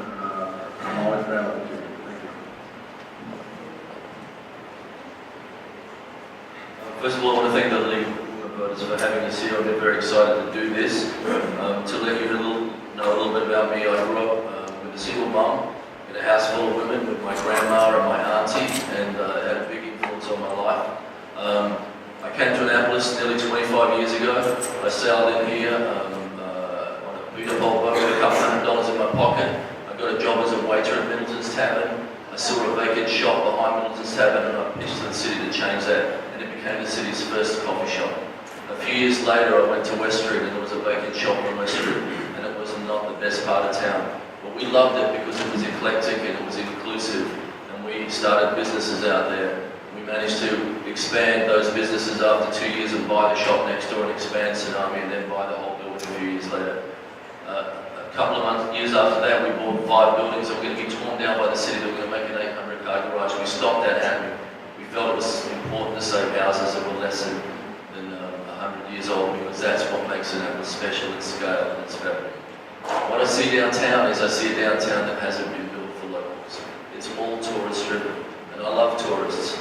I'm not against tourists, but if we had actually built a downtown for locals, we would have better shopping, we'd have better restaurants, and tourists would still come because they want to go where locals go. We don't have a trace of an oysterman downtown. We don't have a trace of a crabber. If you go to towns in New England, they celebrate lobster. We have amazing modern history in this town that gets ignored. Some of the coolest people on the planet came to this town for 3 decades, from the Supremes through to Hendrix, used to know where Annapolis was. Jay-Z, I'm sure who you all listen to, Jay-Z of his day, the Jay-Z of the time, James Brown, used to love this place and used to hang out with Hoppy Adams, the DJ. There are so many things that we could hang our hats on in this town. There's so much untapped potential that I feel is not happening. I'm not a politician. I'm not doing this because I need a job. I'm doing this because I love this city, and I want things in this city that my family can be proud of and my grandkids can be proud of. I want my kids to be able to swim in Spark Creek. I want people to eat things from the Chesapeake Bay and say that's delicious. And with your help, I'll fight for those things. Thank you. I want to thank the League of Women Voters for hosting this forum and all my opponents up here on the stage. It's good when we can come here and have a lively, friendly debate and hear about the issues. I want to talk to you about why I ran for mayor. I ran for mayor because I love this city. I had a passion, and I thought I had a vision that we needed for the city of Annapolis. I grew up here, I played sports here, wrestling, lacrosse, soccer, basketball, all that. It was my hometown. It's where my parents brought me up. It's where I live now, and where I plan to raise my family. Got a special connection with this city. But I ran for mayor because things weren't going well. The city was heading in the wrong direction. Tonight we really haven't had a chance to highlight on the financial situations of the city. But before I was mayor, we went through 2 rounds of massive tax increases. The trash got cut back to once a week, and the city had to borrow money just to meet payroll. I'm proud to say that since I've been mayor, I've worked in a bipartisan fashion. We've passed 4 budgets without raising the tax rate in the city of Annapolis. We've lowered trash bills by 46%, and we don't need to borrow money. Many people question the city's finances. Everyone up here has a personal or political opinion. But the people that opinions really matter are the bond rating agencies. And they grill you like you can't believe. And they've given us 2 upgradings in our bond rating. We also have to work for things in the future. We talked about the environment. I got the league's endorsement, but there's so much more we can do. Growing up as a scout and having a love for the environment is so vital. And I don't think the city's done enough over the last 4 years to really build on it. We've taken the first step, but we need another 4 years to complete it. The stormwater projects I want to complete are going to be fantastic. Clean up the water quality so you can fish crab and you're not afraid to swim after a storm. There's 4 areas we're going to focus on going forward. The first is public safety, police and fire. As we mentioned, I implemented a body camera program, 16 new community policing initiatives, and we hired 10 more officers. Our fire department got upgraded to Class 1. We've had record funding in that. The second one I mentioned was the environment. Third is the city's finances. I think it's so important that we don't raise taxes on the citizens. And it's not a philosophical argument, it's that the average person's hurting. When I knock on someone's door and they talk about taxes or fees and everything else, there's a lot of people out there that are struggling to make ends meet. It's not just the city. They say a gallon of milk's gone up, gasoline's gone up, their AT&T bill, their Comcast bill, their tax bill's gone up. Everything keeps going up, except their paycheck. So we have to be good stewards of the public's money, and that's what I try to do. Try to spend everyone's money like it's mine. I think I've been an inclusive mayor. We talked about the African American Hispanic liaison, reaching out to different people, being inclusive. Some people say it's like the sailor's philosophy or mentality. We're all in the same boat. We're all going to rise, we're all going to sink together. I try to be the mayor for everyone in Annapolis. I love this job. It's a dream come true. People took a chance on me, and I think I've made a big difference. And if you give me another 4 years, I promise I'll work just as hard. Thank you. I'm not going to give you my whole background. I think I've been in office long enough. Most of you know I grew up in West Virginia, went to Marshall University, was graduated, commissioned in the Marine Corps, and then life went on from there. When I finished the 10 years of active duty in the Marine Corps, had been in Annapolis. I met and married a local. She graduated from Annapolis High School, class of '58, for any of you out there that may be close to that. We bought a house on Fleet Street, raised 2 boys here, one of whom graduated from the United States Naval Academy, the other went south to Clemson, and unfortunately, after he graduated, was killed in an automobile accident. This is my home, and I care about this community. And over the years that I've been in the General Assembly, I've done things that I think it's for the people that elected me. I want to give you a quick example. After the last hurricane, I believe that was Isabel, that inundated the area, there was this couple down in South County that had a house that was flooded and had to be repaired, restored. So they moved out of the house, the work was done, and they moved back. Now the house is on the same foundation as it was when they were there before. But the tax assessor came and said, we're going to have to reassess your house and you're going to lose your homestead tax credit. This guy was 85 years old on fixed income. He was in tears almost because he said, if they raise my taxes, I'm not going to be able to live here. So I said, well, let me see what I can do. So I went to the assessment's office. Now I'm the kind of person, I don't like to do the phone kind of stuff. I want to do the So I talked to the head of the assessment, the tax assessment office, and asked him, what's the deal here? Well, he explained to me that there was a bill that had been introduced previously, and this was an unintended consequence of the bill, which said if you move out of that residence, when you move back, the use changes under the law and it has to be reassessed. With his help, I got a bill drafted which fixed the problem, and I made it 3 years retroactive. And that couple were able to go back to their house. So, there are things that you can do as a public official to help make your community better.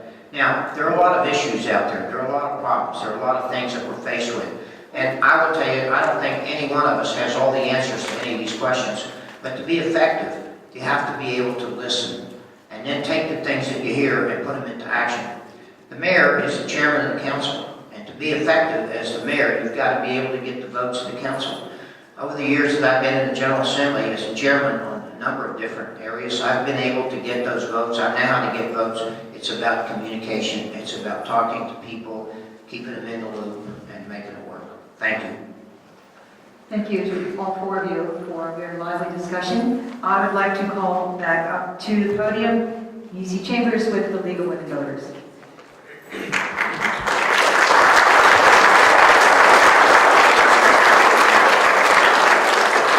I'd like to ask for a round of applause for our 4 candidates.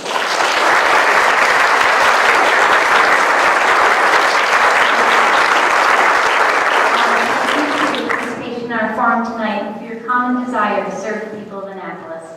Our democracy depends on individuals like yourselves who are willing to run for and hold elected office, and you deserve our gratitude and respect. Please also join me in acknowledging our exploit moderator, Susan Kopikatsa.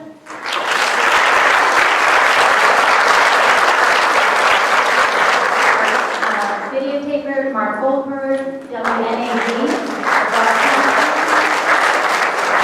Congregation, Knesset Israel staff, our co-sponsor, the AUW Anne Arundel County Branch, Carolyn Sapella, Chair, and the members of our League's Forum Committee.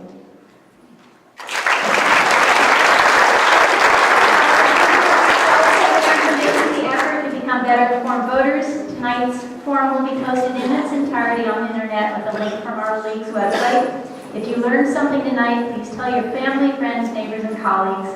And please remember to vote in the primary election next Tuesday, September 19th. Thank you so much.